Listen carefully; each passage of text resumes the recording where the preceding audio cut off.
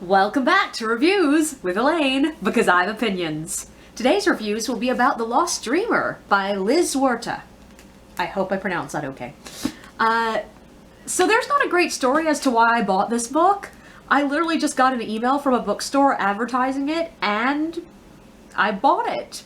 This book's pretty, and I'm an easy sell when it comes to fantasy novels with pretty covers. And this book is super pretty. Both the cover, but also the story. So The Lost Dreamer is the story of two women born into a sort of Mesoamerican fantasy world. First, there's India, who was born into a family of dreamers. She's raised in the temple and trained to safely enter the dream. Now, the dream is sort of like this alternate world right next to the real world. And the physical world was made by spirits from the dream. When you die, you return to the dream, which implies you come from the dream in the first place. But you can interact with spirits there. And this dream mirrors reality. And dreamers are the rare people born with the gift to enter into this dream.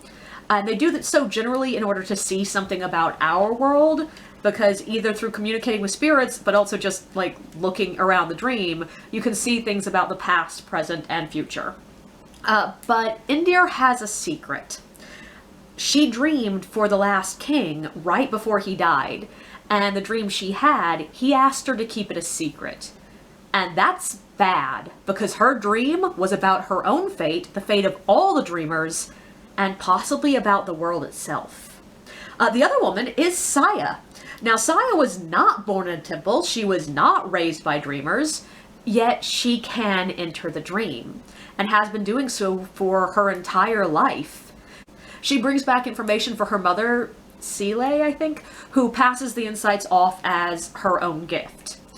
Now, Saya is super unhappy. Her mother doesn't let her talk to other people, and therefore doesn't allow her to build relationships with anybody.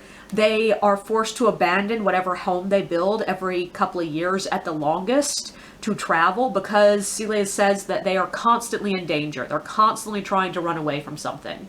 And she insists that Saya constantly wear a protective necklace at all times, even though several spirits in the dream tell Saya that she has outgrown this protection and needs to take it off. But when Saya decides to help a woman that Sile has been taking advantage of, she sets off a string of events that will reveal the truth about who Saya is and where the dream is going to take her. So this is a beautifully soft book. And I don't mean the cover, even though it's got that lovely, like, sort of smooth, almost rubberized cover that I absolutely love. And I also don't mean that with any kind of negative connotations. It's not weak, it's soft. This book features a lot of genuinely kind, empathetic characters. Characters are gentle with each other, physically and emotionally. The magic system in the book is built on singing, asking for help from spirits, and personal gifts.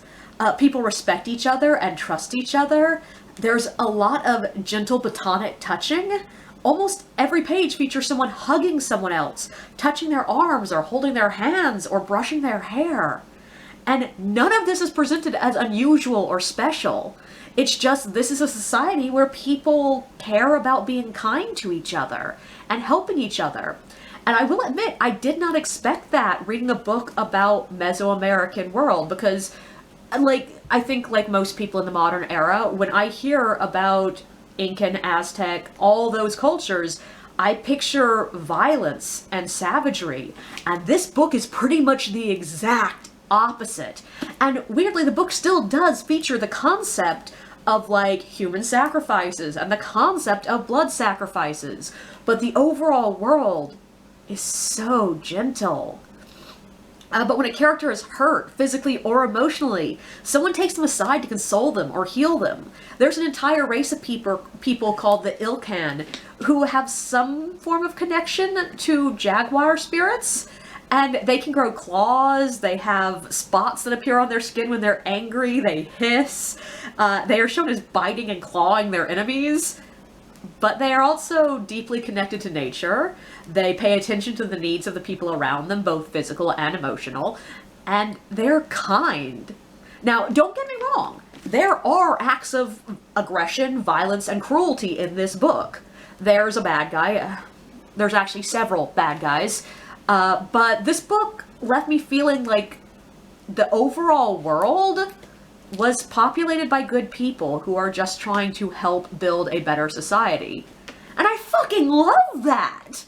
This book shows that there can be conflict and a progression of story without there needing to be a world where it's assumed that everyone is untrustworthy and cruel to each other. This is also, by the way, a very female book. Not just because our two primary protagonists are female. This is also just a world with a lot of women in power. We meet at least 5 separate groups of people, and 3 out of the 5 are led by women. There's a king, and his son is set to inherit after him, and a large portion of the conflict has to do with him. But the image that is painted is of a country where the council has a huge sway on how the country is run. And a lot of the members of the council are women. And there's a scene in this book where a character gives birth. And I read it and I just sort of stopped and was like, huh. Like, there's something about that scene that, like, is really attracting my attention. Like, I want to stop and think about it. And I was thinking, like, what makes this different than any other childbirth scene I've ever read? And then it sort of clicked. It's the only childbirth scene I've ever read. Like, that's not true. There is one other book I've read a childbirth scene in, and it was a very weird contemporary literary fiction book that I read for a college course. But that scene is from the male perspective. It is a guy helping a woman give birth. And this scene is from the perspective of the woman giving birth. And it's not glossed over, it's not off page, like, she gives us details of what happened. And I think it's a bit odd that that's the only childbirth scene I've ever read in a book, and maybe it's just because I don't read the right kind of books. Like, I don't tend to read books where, you know, having kids and building a family is the major goal of the book, so maybe if I read more of those, I'd see more childbirth scenes. But that's not what the goal of this book is. That's not a, like, huge theme of the book. So the fact that it exists in here is sort of striking. This book is largely driven by women's relationships to other women. Yes, Inder does have a romantic interest, but it's her relationship with her aunts, her mother, her sisters that shape her life. Similarly, Saya's entire early life has the one fulcrum, and that is her mother and her relationship to her mother. And that changes pretty early on in the book, but the first relationship she builds outside of her, like, only relationship with her mom is a relationship to another woman.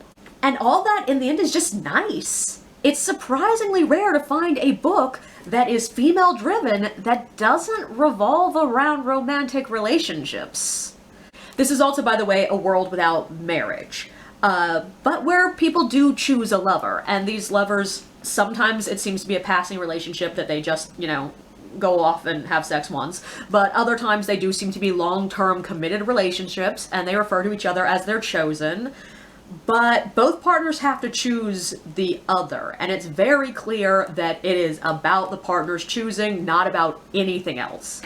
And notice I'm using gender-neutral terms here, because we are shown relationships that are straight and relationships that are queer.